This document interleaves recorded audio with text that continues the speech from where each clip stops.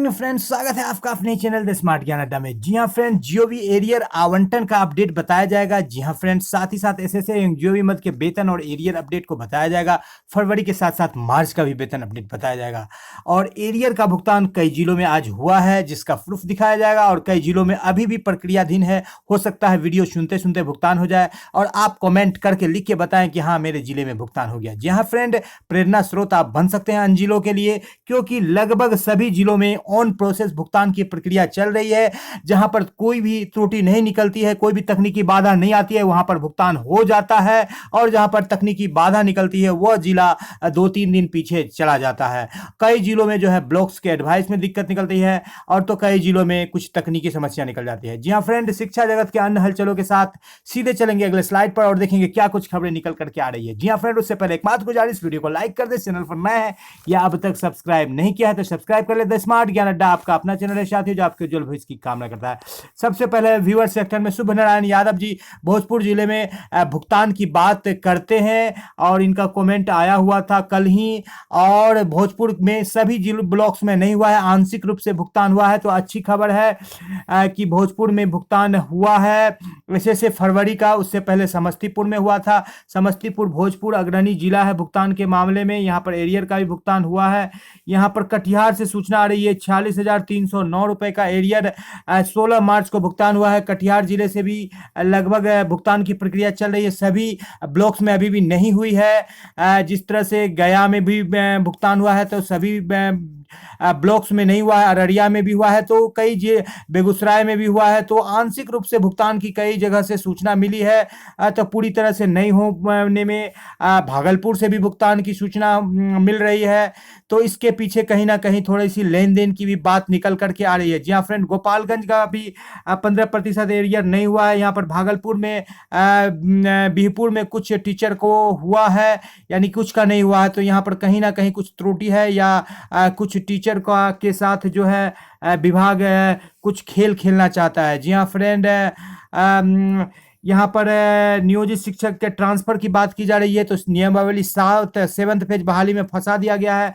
बात करेंगे मधुबनी की, थी अच्छी खबर निकल करके आ रही, दरभंगा डीपीओ को चार्ज दिया गया है, इस बाबत भी प्रकाश डाला जाएगा। भोजपुर में यहाँ पर सभी ब्लॉक का नहीं, वैशाली में भी भुगतान ऑन प्रोसेस। कैमूर का भी प्रश्न पूछा गया है, तो ऑन प्रोसेस। मुजफ्फरपुर में भी फरवरी का भुगतान जो है वो प्रश्न पूछा गया है, ऑन प्रोसेस चल रहा है। जी हाँ फ्रेंड, यहाँ पर सबसे पहले आपको यहाँ पर दिखा दें कि अपने अतिरिक्त कार्य के दरभंगा में रिक्त पद का अतिरिक्त प्रभार दिया जाता है। यहाँ पर दरभंगा का प्रभार वहाँ पर दिया गया है समस्तीपुर के डीपीओ को, और दरभंगा वाले को जो है यहाँ पर मधुबनी का जो है यहाँ पर प्रभार दिया गया है। जी हाँ फ्रेंड, यहाँ पर बात कर लेते हैं इससे क्या होगा कि मधुबनी, दरभंगा और समस्तीपुर का तो भुगतान हो गया है, तो दरभंगा और मधुबनी में जो दिक्कत थी उसका भी समस्या का समाधान किया जाएगा। तो आने वाले सप्ताह में मधुबनी का भुगतान संभव दिख रहा है। बात कर लेते हैं यहाँ पर सभी प्रधानाध्यापक को पत्र जारी किया गया है कि रोकर पंजी,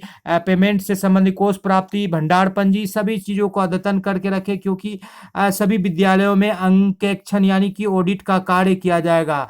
जी हाँ फ्रेंड, बात कर लेते हैं यहाँ पर 7th पेज बहाली की, तो विधानसभा में प्रश्न पूछा गया है जिस बाबत ये विचाराधीन है, और 7th पेज बहाली नियमावली के बाद होगी, चाहे वो ट्रांसफर हो चाहे 7th पेज बहाली, नियमावली के पेज में उसको फंसा दिया गया है। इसके पीछे कुछ लाभ दिख रहा है, तो दिक्कत भी दिख रही है कि वर्षों से जहाँ पर ट्रांसफर के लिए 19 वर्ष से शिक्षक इंतजार कर रहे हैं, वहीं 7th पेज बहाली के लिए 4 साल से इंतजार कर रहे हैं शिक्षक। लेकिन एक लाभ यह भी दिख रहा है कि जो नियमावली आ रही है उसमें जिला संवर्ग या नियमित संवर्ग में बहाली होगी, तो देर से आने के बाद यदि दुरुस्त से आ जाए शिक्षक अभ्यर्थी तो बहुत अच्छी बात होगी। लेकिन द स्मार्ट ज्ञान अड्डा गुहार लगाती है शिक्षा विभाग से कि जल्द से जल्द इस बहाली को निकाला जाए।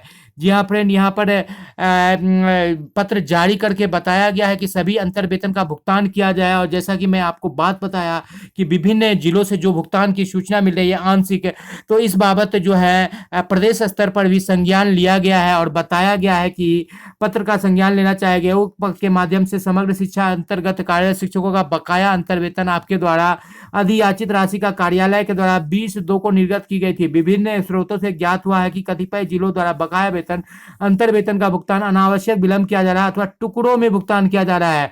तो बिल्कुल जो भी साथी जहां पर भी ऐसा, जैसे भागलपुर, बीरपुर से बताया गया था शिक्षक साथी के द्वारा कि टुकड़ों में भुगतान किया जा रहा है, बेगूसराय से बताया गया था, तो वो लोग बिल्कुल आप अपना पुख्ता सबूत रखें। और इस बाबत जो है आपका यहाँ पर जो है राज्य परियोजना निदेशक तक भी ये सूचना पहुंची है कि टुकड़ों में भुगतान किया जा रहा है या 15% एरियर का भुगतान हो रहा है, तो मातृत्व अवकाश का नहीं हो रहा है, चिकित्सा अवकाश का नहीं हो रहा है, डीपी का नहीं हो रहा है, तो किसी किसी एरियर को रोका जा रहा है जिसमें कम संख्या है शिक्षकों को, ताकि उसका वहां पर खेला किया जा सके। तो ऐसे बातों को बिल्कुल संज्ञान में लेना चाहती है राज्य परियोजना निदेशक, क्योंकि वित्तीय वर्ष भी समाप्त होना है और 20 तारीख तक का टाइमलाइन है सभी जो है विपत्र जमा करने का, ताकि मार्च का भी आवंटन चाहे वह एसएसए मद से आच्छादित शिक्षक हो चाहे जीओबी मद से हो उसको प्राप्त हो जाए। जी हाँ फ्रेंड, इस बाबत जो है सभी डीपीओज के द्वारा जो जो डिफॉल्टर थे उनके द्वारा सिर्फ संसाधन का रोया गया कि कई सारे ब्लॉक्स में जो है एक से अधिक बीओ एक से अधिक प्रखंड के चार्ज में है और कई सारे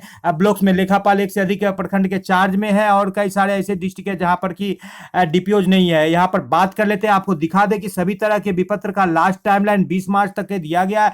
20 मार्च के बाद कोई भी विपत्र जमा नहीं होगा। इस बाबत जीओबी का भुगतान को लेकर एक बड़ी समस्या निकल करके आ रही, तो इस बाबत जब पड़ताल किया गया तो एक बात निकल करके आई। यहां पर देख लेते हैं, यहां भी ये बात दिया गया है पॉइंट नंबर 4 में कि 20 मार्च के बाद कोई भी विपत्र कोषागार में स्वीकार नहीं किए जाएंगे। तो 20 मार्च तक चाहे जीओबी का हो चाहे एसएसए का हो, जो भी आवंटन प्राप्त नहीं होता है या उसकी कागज तैयार नहीं हो पाती है, चाहे उस पर बाद में ही मोहर लगे, लेकिन उसका तैयार कर देना है। जिस तरह से चुनाव के टाइम में जो आचार संहिता लगने से पूर्व जो प्रक्रिया पूरी कर लीजिए, उसी तरह का यहां भी है कि 20 मार्च से पूर्व उसको पूरा कर लेना है तो उसका आवंटन होगा, अन्यथा की स्थिति में फिर आवंटन के लिए इंतजार करना पड़ेगा। ये सभी विभागों के लिए पत्र निकला है अपर मुख्य सचिव का। तो आपका जीओबी के आवंटन से संबंधित जो है यहाँ पर दिखा देते हैं कि क्या दिक्कत निकल करके आ रही, क्योंकि आपका कई जिलों में जीओबी का भुगतान हुआ है, चाहे वो कटिहार हो चाहे किशनगंज हो चाहे दरभंगा हो। तो ये पुराना आवंटन में जो है यहाँ पर एक पता करने के बाद ये पता चल रहा है कि यहाँ पर जो 10 अरब 21 करोड़ 529 का जो आवंटन हुआ था, इस आवंटन में जो है यहाँ पर जीओबी मद से आच्छादित शिक्षकों की संख्या काफी कम है, ये आपको पता ही है फ्रेंड। तो इसमें इस आवंटन में ये पुराना आवंटन है, लेकिन इस आवंटन में जो है यहाँ पर आप पॉइंट देखेंगे कि 11 नंबर पॉइंट को देखेंगे, माह नवंबर से लेकर फरवरी तक का भुगतान के लिए आवंटन दिया गया था। एक क्योंकि जीओबी मद से आच्छादित शिक्षकों की संख्या कम है तो यहाँ पर हेतु संलग्न राशि विमुक्त की जाती है। अंतर वेतन एवं बकाया वेतन भुगतान, यहाँ पर ये जो है बकाया वेतन भुगतान के लिए भी जो है राशि जारी कर दी गई। क्योंकि 4 जिलों में भुगतान हुआ है जीओबी मद से एरियर का, तो सभी शिक्षक साथियों से आग्रह है कि बिल्कुल इस पर संज्ञान ले, क्योंकि जीओबी का आवंटन नहीं हो रहा है। ये 7 दिसंबर का ही यहाँ पर आवंटन है, आपको डेट दिख रहा है, लेकिन पुराना आवंटन है फरवरी तक का, आपका इस आवंटन से ही भुगतान हुआ है। लेकिन इस आवंटन में जब आपको ये बात बताया जा रहा है कि माह नवंबर से फरवरी तक के वेतन भुगतान एवं यहाँ पर आप बिल्कुल ध्यान देंगे एवं बकाया वेतन भुगतान हेतु संलग्न विवरणी अनुसार राशि विमुक्त की जाती है। तो विवरणी इस पर डाला गया है जिसमें कि बकाया वेतन का भी डाला गया है। कम से कम यहाँ पर 18 जिले का विवरणी है और यहाँ पर फिर 21 जिले का विवरणी है और यहाँ पर फिर 9 जिले का विवरणी है अलग से, और यहाँ पर फिर किशनगंज के लिए अलग से विवरणी है। तो कहने का तात्पर्य है कि जीओबी आवंटन के लिए जो माथापच्ची की जा रही है आप अपने जिला में प्राप्त करें। जीओबी का एरियर का आवंटन आपको प्राप्त है, जैसे यहाँ पर किशनगंज को आवंटन नहीं मिला था तो किशनगंज के लिए अलग से आवंटन यहाँ पर दिख रहा है आपको फ्रेंड। उसी तरह से आपको अन्य जिला का भी नाम आपको दिखाया जा रहा है। इस लिस्ट में देखिए आपको सभी के सभी 38 जिले दिख रहे हैं। तो फरवरी तक का वेतन और एरियर का आपको आवंटन प्राप्त हुआ चुका है पहले से ही। तो उस आवंटन को बिल्कुल आप जाइए अपने जिला में पता कीजिए, एडवाइस बनवाइए और लीजिए। यहाँ पर आप देख पा रहे हैं सभी जिलों के लिए जो है यहाँ पर राशि जारी कर दी गई है। यहाँ पर 38 जिले का लिस्ट है। फिर जो दूसरा लिस्ट में आपको दिख रहा है यहाँ पर जो है 9 जिले का लिस्ट है, नवंबर से फरवरी माह के वेतन के लिए दिया गया है। और इसका हेडिंग पढ़ लेते हैं कि क्या दिया गया है इसमें। यहाँ पर जो है समेकित भुगतान हेतु सहायक मद में इतना फरवरी वेतन हेतु जिलावार राशि जारी किया गया है।